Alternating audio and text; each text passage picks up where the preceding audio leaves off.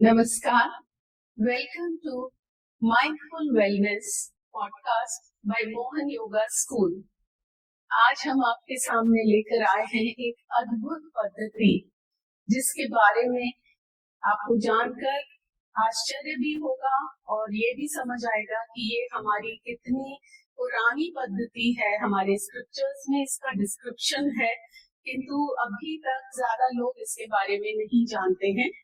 और आज मेरे साथ उपस्थित हैं स्वामी प्रोक्षानंद सरस्वती जी, जो ऋषिकेश से आए हैं और इन्होंने एमएससी की डिग्री लेने के बाद राज योगाचार्य और प्राणाचार्य जैसी बड़ी उपलब्धियां हासिल करी और पिछले 50 वर्षों से नाभि चिकित्सा द्वारा लोगों को स्वस्थ रहने का मार्ग दिखला रहे हैं।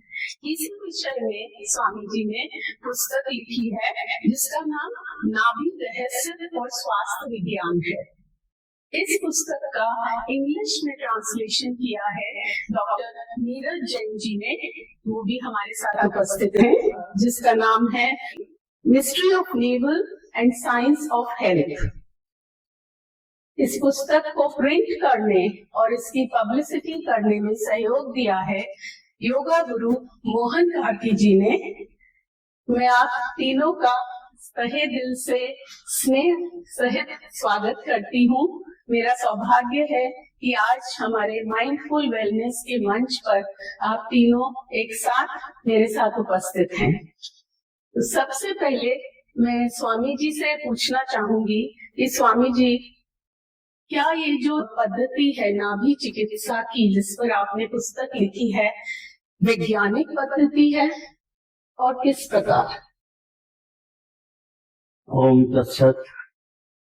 मानव जीवन का प्रारंभ नाभि से होता है।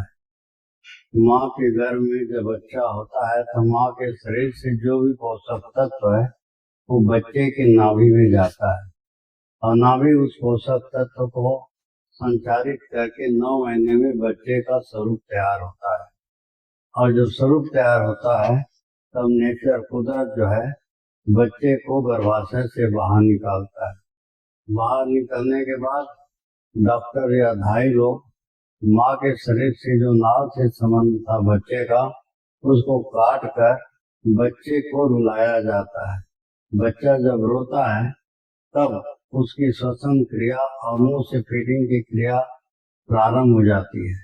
जब बच्चा माँ के गर्भ में था तब उसको इंटरनल फीडिंग लेता था, अब एक्सटर्नल फीडिंग लेने लग गया है। इस तरह से नाभि से मानव शरीर का निर्माण है और नाभि से मानव शरीर का लालन पालन और पोषण है। जो भी आप खाते पीते हो वो नाभि क्षेत्र में जाता है और नाभि स्थित वैश्वानर अग्नि डाइजेस्टिव फायर उस भोजन को डाइजेस्ट करके रस, रक्त, मांस, मेद, हड्डी, मज्जा, शुक्र, शोणित, ओज बनाकर शरीर को पोषित करता है। इस तरह से नाभि से शरीर की सृष्टि है, नाभि से शरीर का लालन पालन और पोषण स्थिति है और नाभि से शरीर की मृत्यु है।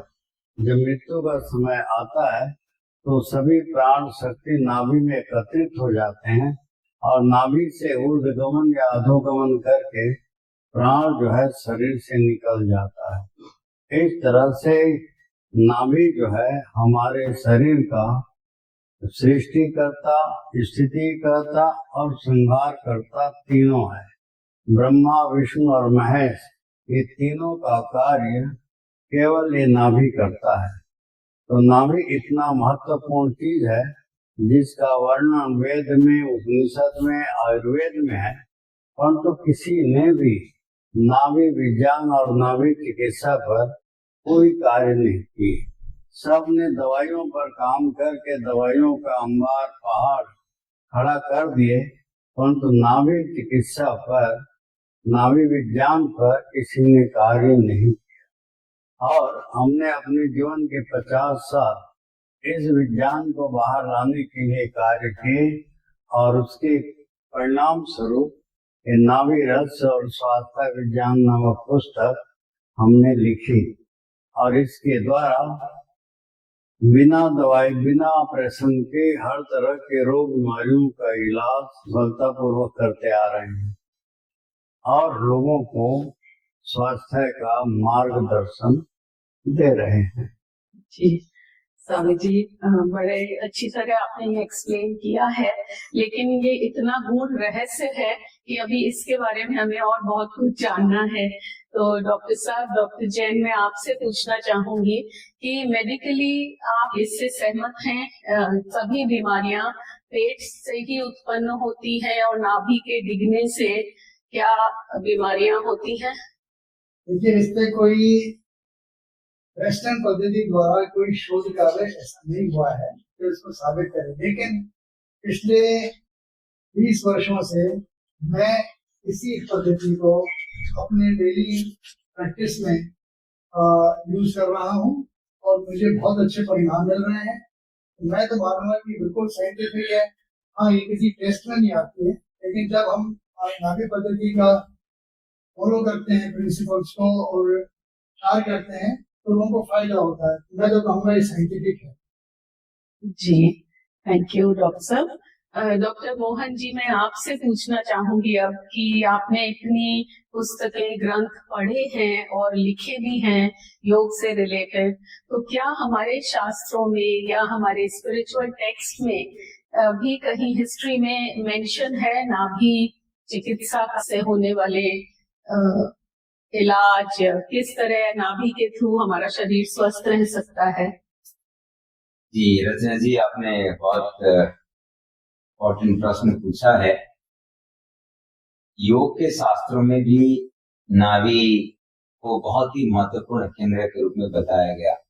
हम चक्र का विज्ञान के बारे में अध्ययन करते हैं योग में, तो चक्रों के अध्ययन करते हैं तो नाभि केंद्र, जिसको हम मणिपुर चक्र कहते हैं, सोलर प्लेक्सस बोलते हैं, इस केंद्र में अगर हमारे शरीर के जो पंच प्राण के हिसाब से देखते हैं तो ये समान वायु का केंद्र है, जहाँ डाइजेशन, एब्जॉर्प्शन, एसिमिलेशन के प्रोसेस इनिशिएट होते हैं और इस प्रोसेस को ऊर्जा सप्लाई करने का जो मैकेनिज्म है इसी केंद्र में है। तो नाभि का अगर संतुलन बिगड़ता है तो ये सारे कार्य, चाहे वो पंच प्राण के संतुलन के कार्य हो या डाइजेशन, एब्जॉर्प्शन, एसिमिलेशन का कार्य हो, इसमें इसका एडवर्स इफेक्ट हो सकता है।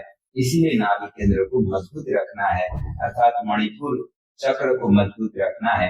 इस तरह से शास्त्र में मिलता है।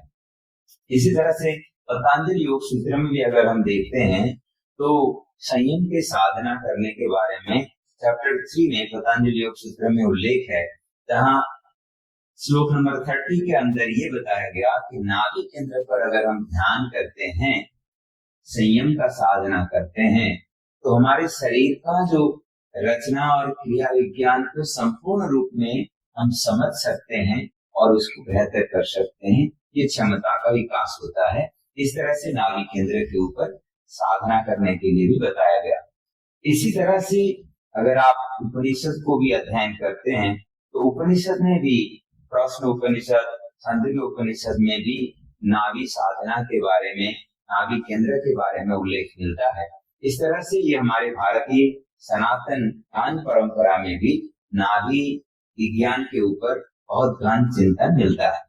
जैसे रामायण में हम सभी जानते हैं कि जब रावण की किसी भी तरह मृत्यु नहीं हो रही थी तो फाइनली तीर चलाया गया जो उसकी नाभि में लगा, तो शायद ये इसी साइंस से रिलेटेड रहा होगा, ऐसा मैं समझती हूँ।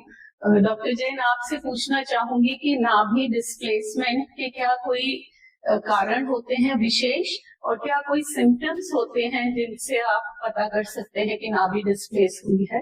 नाभि डिस्प्लेसमेंट के कई सारे कारण होते हैं और इसमें फिजिकल है, सोशल है, साइकोलॉजिकल है, फाइनेंशियल है, बहुत सारे कारण हो जाते हैं।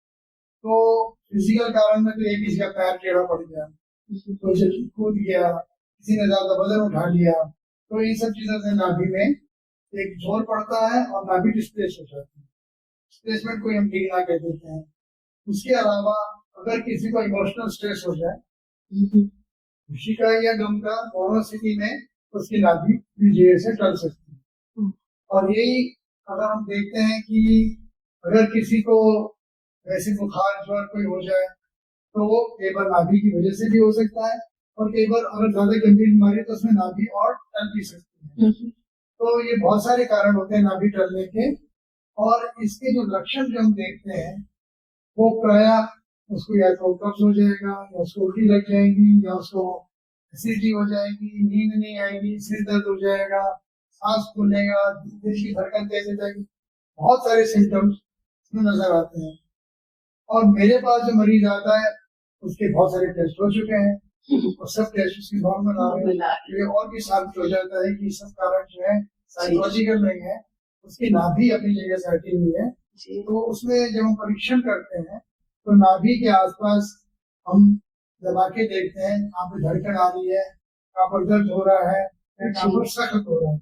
इन तीनों चीजों में से एक या दो या तीनों हो तो इसका मतलब नाभि उस तरफ को ठीक ही नहीं। जैसे हम कभी जब किसी चीज से अचानक घबराते हैं या कुछ ऐसी चैलेंजिंग सिचुएशन फेस करते हैं तो एकदम कुछ धक सा होता है पेट में, बटरफ्लाइज इन द स्टमक जिसको कहते हैं, तो वो भी शायद यही नाभि से ही रिलेटेड होता होगा। वाकई में नाभि आपकी सरक रही होती है। ओके जी। स्वामी जी, मैं फिर से आपसे कुछ और जानना चाहूंगी कि वाइटल एनर्जी फोर्स और नाभि का आपस में क्या संबंध है, जो प्राण शक्ति है हमारी? हम जीवित हैं, इसका कारण है सूक्ष्म शरीर जी। ये स्थूल शरीर एक ढांचा है और सूक्ष्म शरीर ही इस स्थूल शरीर को चलाता है। सूक्ष्म शरीर में आता है मन, शरीर और प्राण शरीर, और मन, शरीर और प्राण शरीर से हमारे जीवन की जितनी भी गतिविधियां हैं वो सब संचालित होता है। मन में इच्छा शक्ति होती है और प्राण शरीर में क्रिया शक्ति होती है। हमारे मन में हमने इच्छा की कि हमें बम्बई जाना है, फिर प्राण शरीर क्रिया करेगी, रिजर्वेशन कराएगा, फ्लाइट करेगा और वो बम्बई पहुंच जाएगा। तो हमारी जितनी भी गतिविधियां हैं, चाहे व्यापारिक, चाहे शिक्षण, चाहे कोई भी घरेलू, सब के पीछे मन शक्ति और प्राण शक्ति है। और बीमारियां मन शक्ति और प्राण शक्ति में होती है। स्थूल शरीर में बीमारी नहीं होती। स्थूल शरीर में यदि बीमारी होती है तो मुर्दे में भी बीमारी होना चाहिए, परंतु मुर्दे में कोई बीमारी नहीं होती। जब तक आदमी जीवित रहता है तब तक बोलता है मुझे सिर दर्द है, ब्लड प्रेशर है, हार्ट ट्रबल है, डायबिटीज है, कमर दर्द है, ये तकलीफ है, वो तकलीफ है। और वही आदमी जब मर जाता है तो उसका शरीर तो यही पड़ा रहता है और उस शरीर में कोई तकलीफ होती नहीं, न सिर दर्द, न ब्लड प्रेशर, न हार्ट ट्रबल, न डायबिटीज, न कमर दर्द, कोई तकलीफ नहीं। तो कहाँ गई बीमारी? बीमारी मन, शरीर और प्राण शरीर में होता है।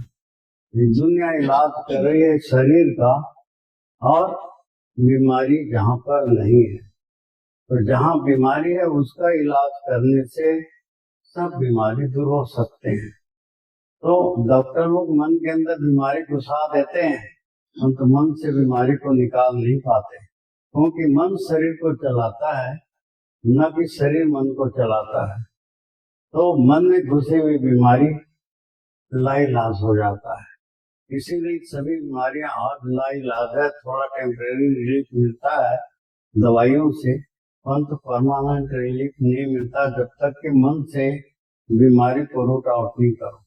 फिर दूसरा डॉक्टर लोग बोलते हैं तनाव टेंशन से बीमारी है। तनाव टेंशन का डॉक्टरों के पास कोई इलाज नहीं है। अधिक से अधिक वो बोलेंगे कि बहुत आप बोलोगे कि नहीं मुझे कुछ तो दीजिए, मेरा तनाव टेंशन बहुत अधिक है, तब एक गोली दे देंगे, जिसे ट्रैंक्विलाइजर बोलते हैं, और ट्रैंक्विलाइजर को खाकर आप 3-4 घंटे तक सोते रहोगे, और जब भी उठोगे तो जो तनाव टेंशन को लेकर आप सोए थे वही तनाव टेंशन को लेकर आप उठोगे तो तनाव टेंशन में रंच मात्र भी अंतर नहीं आया और आप तनाव टेंशन से ग्रसित ही रहेंगे। इस तनाव टेंशन का उपचार एलोपैथी में या होम्योपैथी में किसी भी चिकित्सा पद्धति में कोई इलाज नहीं है, क्योंकि और न आज है न कल है न हजारों साल बाद भी नहीं होगा। ऐसा मैं क्यों कर रहा हूँ? क्योंकि तनाव टेंशन मन में होता है और मन है सूक्ष्म चीज, और उसके लिए स्थूल दवाई से मन का इलाज नहीं किया जा सकता। स्थूल बीमारी है, उसके लिए स्थूल दवाई की जरूरत हो सकती है, परंतु मन है सूक्ष्म चीज और तनाव टेंशन मन में होता है, तो तनाव टेंशन का इलाज सूक्ष्म चीज से ही हो सकता है।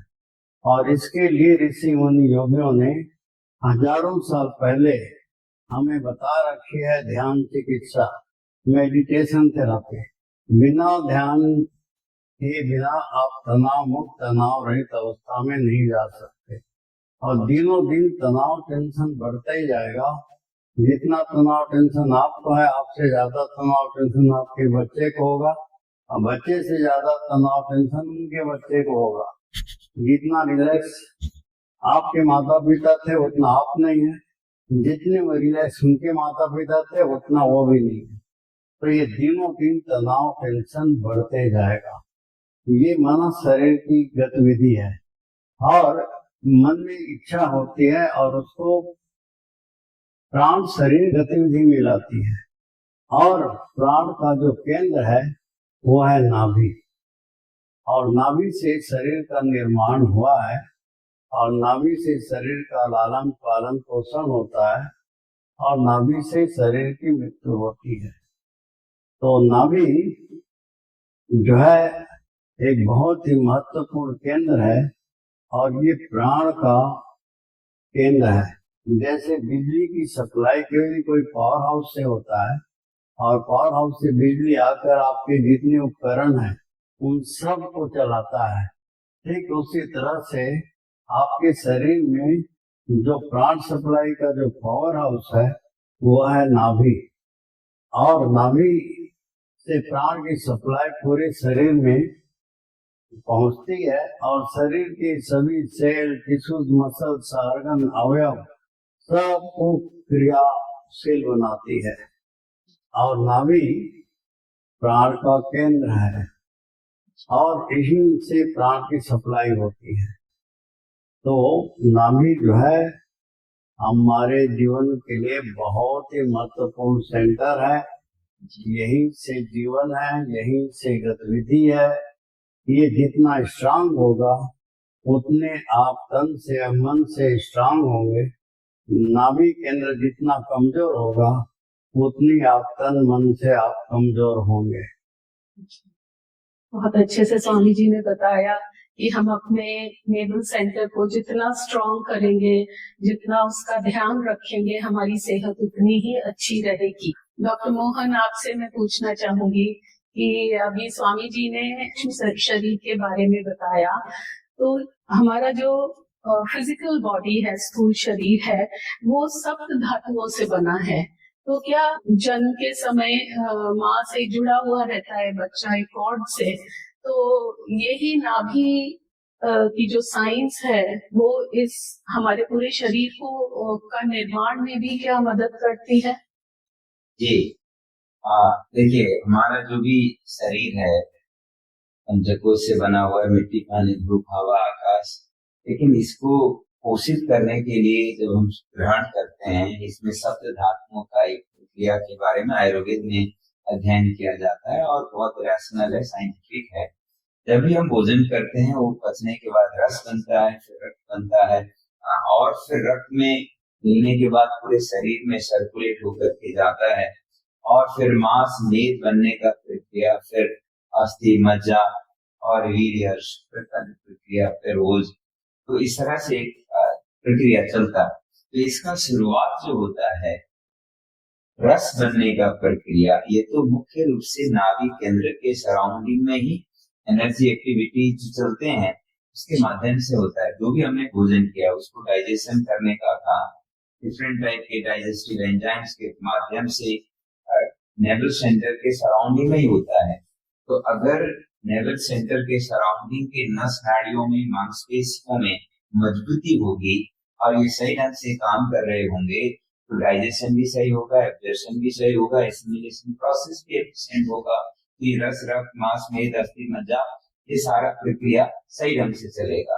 अगर नाभि केंद्र के आसपास का जो एनर्जी सिस्टम है जिसके माध्यम से जिसके सहायता से ये सारे डाइजेस्टिव एंजाइम्स बन रहे थे, ये डाइजेस्टिव प्रोसेस में जो contraction and release process, turning process, peristalsis movement का प्रोसेस जो चलता है मेडिकल हिसाब से जिसको हम कहते हैं, इन सब के लिए ऊर्जा सप्लाई का एक सिस्टम है, वो केंद्र है, नाभि केंद्र इसको हम मानते हैं। तो नाभि केंद्र के माध्यम से पूरा का पूरा जो सप्त धातुओं की प्रक्रिया में भी सहयोग मिल रहा है।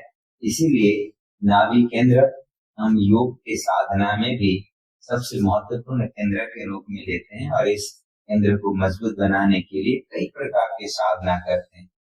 फॉरवर्ड बेंडिंग से लेकर के बैक साइड बेंडिंग के साधना से लेकर के कई प्रकार के बंध साधना से लेकर के प्राणायाम की साधना में भी ये नाभि केंद्र को मजबूत बनाने के लिए जोर दिया जाता है। हाँ, बिल्कुल आपने समझा दिया अच्छी तरीके से कि कैसे ये शरीर बनता है और नाभि से ही एक न्यूबॉर्न तो खैर जुड़ा ही होता है और वहीं से ये प्रक्रिया शुरू हो जाती है और उस समय जितना स्वस्थ बच्चा होता है आगे भी उसका शरीर उतना ही स्वस्थ रहता है, शायद मैं जो समझी हूँ इस तरह से। डॉक्टर जैन आपसे पूछना चाहूंगी कि जब नाभि डिग जाती है तो इसको सेट कैसे किया जाता है, फिर से उसे सही स्थान पर कैसे लाया जाए और क्या इसके लिए किसी एक्सपर्ट की ही जरूरत है या हम घर में अपने आप भी कर सकते हैं? क्योंकि पहले वाले समय में तो घर का कोई ना कोई व्यक्ति समझता था, जानता था, बचपन से सीखता चला या कई काम वाले लोग, खेती बाड़ी करने वाले या कई मजदूर लोग भी, उनको भी ये विद्या गाँव में कोई ना कोई इंसान था जिसको ये विद्या आती थी और इसका प्रचार प्रसार होता रहा, लोग इसको यूज करते रहे। धीरे धीरे ये विद्या गाँव से कम होती है क्योंकि आधुनिक साइंस आ गई, लोगों ने गोलियां खा के अपना काम चलाना शुरू किया, कौन इतना कुछ करेगा। लेकिन हाँ, अब मैं समझता हूँ कि इस समय में जबकि हम देख रहे हैं दवाइयां इतना साइड इफेक्ट कर रही हैं, हमें इस पद्धति को भी दोबारा से करना चाहिए, रिवाइव करना चाहिए, जिससे हम इसको अपने इस सिस्टम के साथ इंटीग्रेट करके इसका भी लाभ उठाएं और दवाइयों पे निर्भरता कम कर दें। तो एक दफे नाभि जब ठीक जाती है तो उसको ठीक करने के लिए सबसे पहले तो ये ध्यान रखना कि पेट साफ होना चाहिए, और पेट साफ होगा तो नाभि को ठीक करने में आसानी हो जाएगी।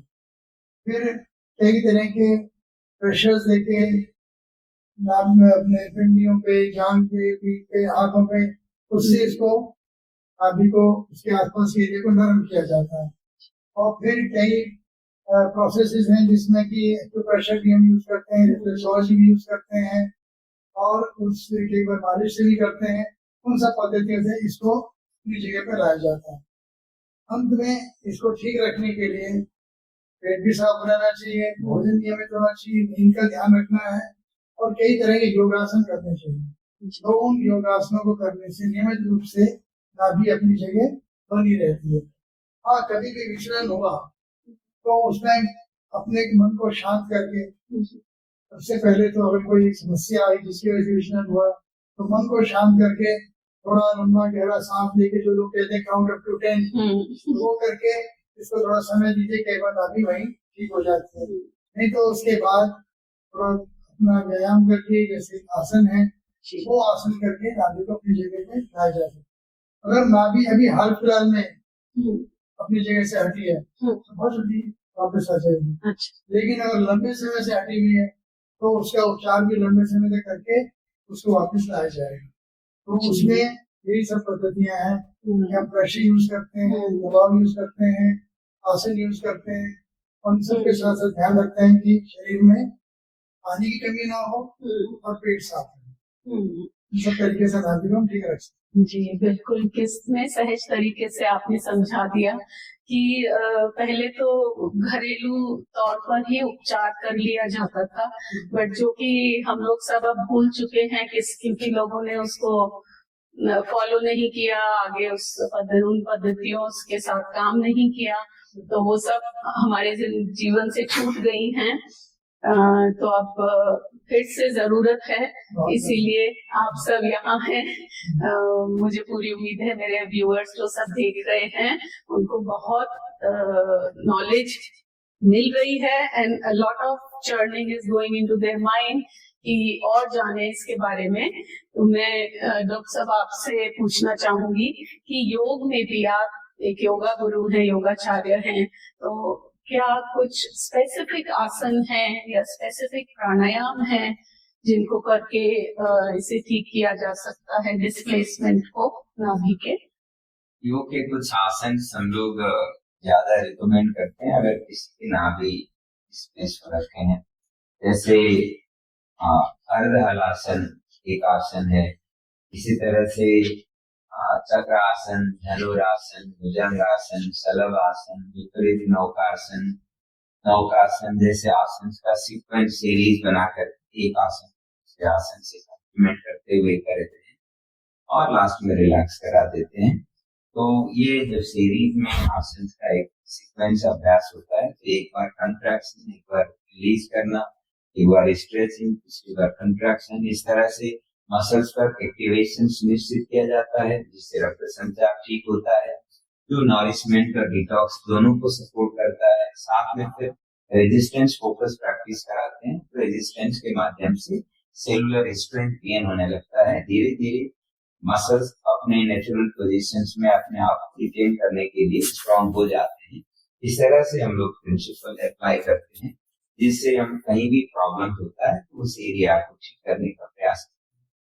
जी स्वामी जी, आपसे फिर एक प्रश्न पूछना चाहूंगी कि क्या नाभि चेकिंग रोज करनी चाहिए और क्या उचित समय है इसको करने का? नाभि हर व्यक्ति को प्रतिदिन चेकअप करना चाहिए। जो तन और मन से स्वस्थ रहना चाहते हैं, पहले नाभि यदि ठीक है तो तन भी ठीक, मन भी ठीक। नाभि गड़बड़ तो सब गड़बड़। और नाभि की चेकिंग पेट साफ होने के बाद घुटने मोड़कर नाभि की चारों तरफ दबा के देखो कि दर्द कहाँ पर हो रहा है, धड़कन कहाँ पर है और कड़कपन कहाँ है, और उसको फिर दूर करना चाहिए। कोई भी रोग बीमारी है वो नाभि से ही स्टार्ट होता है। कोई भी तकलीफ आपको हुई है तो उसका इंडिकेशन नाभि में आएगा। नाभि को यदि ठीक रखते हो तो शरीर में कोई तकलीफ आपको नहीं होगी, कोई बीमारी नहीं होगी। सब बीमारियों की जो जड़ है वो नाभि है। नाभि, क्योंकि प्राण ही इस शरीर को चलाता है। प्राण के बिना ये शरीर बेकार हो जाता है, मुर्दा हो जाता है। तो प्राण की गड़बड़ी के कारण से ही सब रोग बीमारी हो रहे हैं। चाहे कोई भी बीमारी आप ले लीजिए, उसके पीछे प्राण शक्ति है, और प्राण शक्ति का जो सेंटर है, सप्लाई पावर हाउस है, वो है नाभि। नाभि ठीक तो सब ठीक, नाभि गड़बड़ तो सब गड़बड़। बिल्कुल, स्वामी जी ने जैसा समझाया कि सारी शक्ति हमारी नाभि से ही जुड़ी हुई है, शरीर की हमारी प्राण शक्ति, द वाइटल एनर्जी फोर्स, जो कि एक सिंपल डिफरेंस है एक मृत शरीर और एक जीवित शरीर में।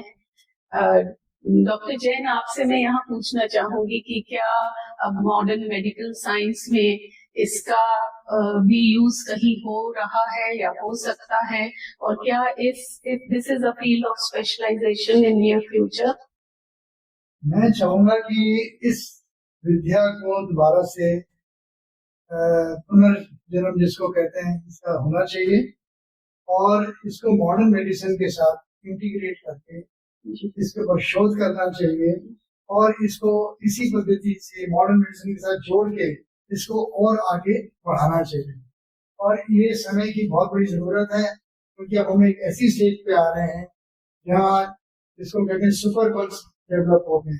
एंटीबायोटिक सब बेकार होते जा रहे हैं, अब नए नए एंटीबायोटिक ला रहे हैं, वो सब रेजिस्टेंस हो रही है। और ऐसी ब्लड प्रेशर की भी कई तरह की दवाइयां आ रही हैं, एक सीमा है, उसके बाद ब्लड प्रेशर भी कंट्रोल नहीं हो रहा है।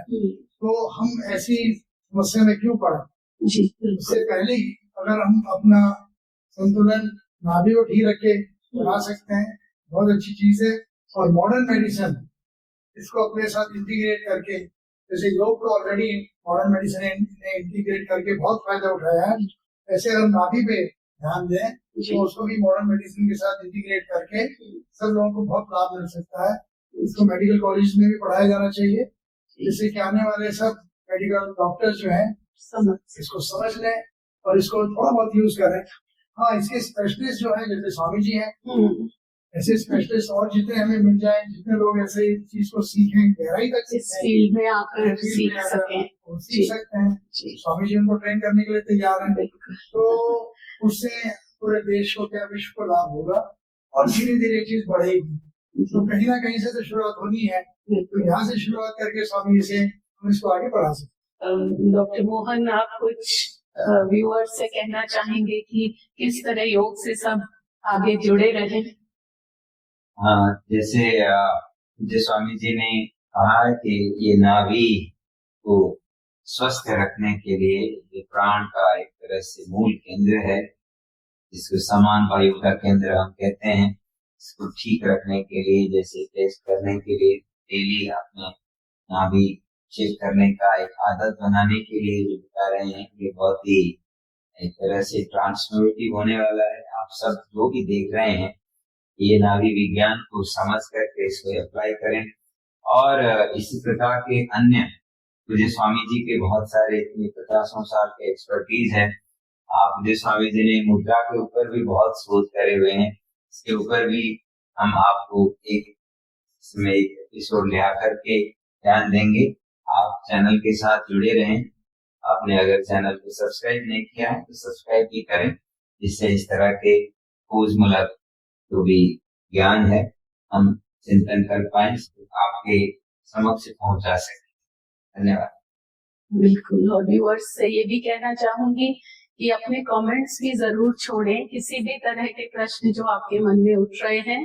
अगर आप कमेंट्स में छोड़ेंगे तो हम लोग अगले आने वाले एपिसोड्स में उनके आंसर्स आपको दे पाएंगे। और आप लोगों का के कमेंट्स देखकर ज्यादा से ज्यादा लोग इसे पढ़ेंगे, देखेंगे इस प्रोग्राम को।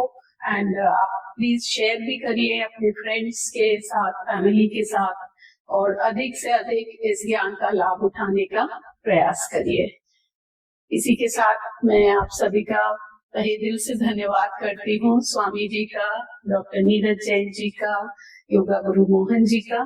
इतना अपने कीमती समय में से आपने समय निकाला और हमारे पॉडकास्ट के लिए, तो इसके लिए बहुत बहुत धन्यवाद। ओम तत्सत।